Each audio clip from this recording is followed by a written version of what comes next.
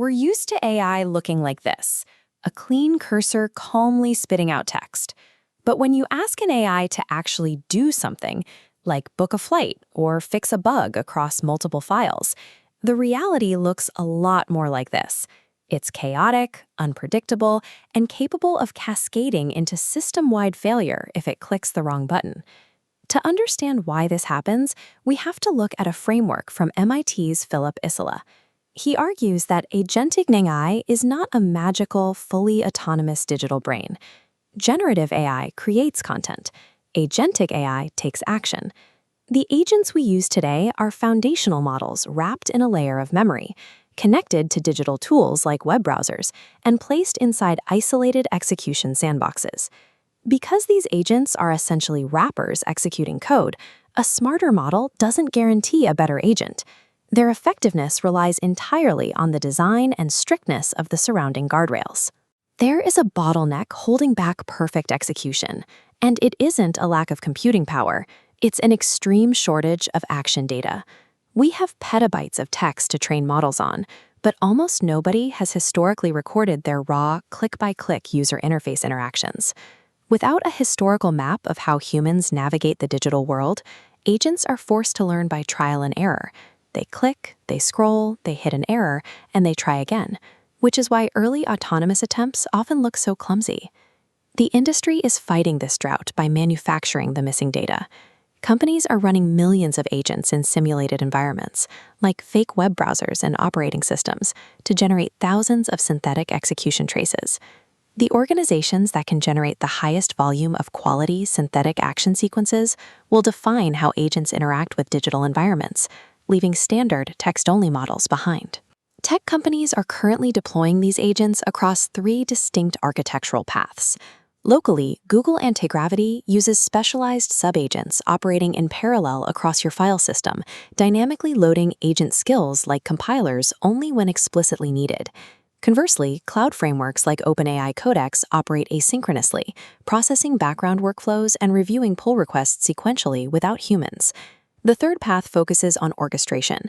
Models like Sakana Fugu are mixture of agents orchestrators.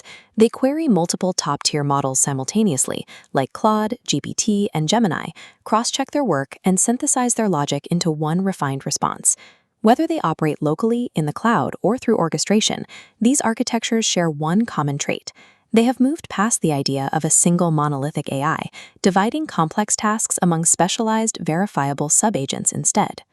These trial-and-error verification loops require massive computational overhead. For a business, this raises an immediate question. Where are these systems actually cost-effective? This chart maps operational suitability against cost-effectiveness.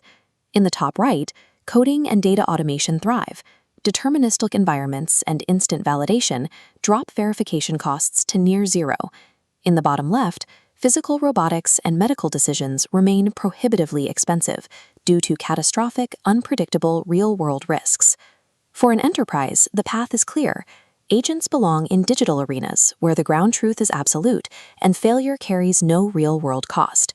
Operating agents at scale exposes 3 systemic vulnerabilities that the mainstream hype cycle largely ignores. The first is a major enterprise crisis known as Agentic FinOps, driven by the threat of token bill shock. A single, vaguely worded prompt can unknowingly spawn thousands of background API calls, retry loops, and sandbox executions. To prevent a massive financial drain, companies are being forced to implement strict token throttling and mandate flow credits to cap agent spending. The second reality is the shift toward using the web browser as the primary operating system. Instead of waiting for custom API connectors for thousands of legacy apps, agents are using computer vision and DOM grounding to read the screen and click through interfaces exactly like a human user. The third vulnerability is agent impersonation.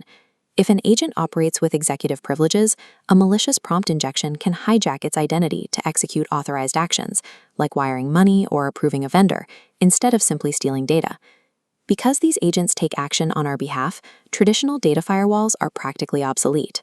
Securing this infrastructure requires a shift towards zero-trust agent identity frameworks, where every action is authenticated before execution.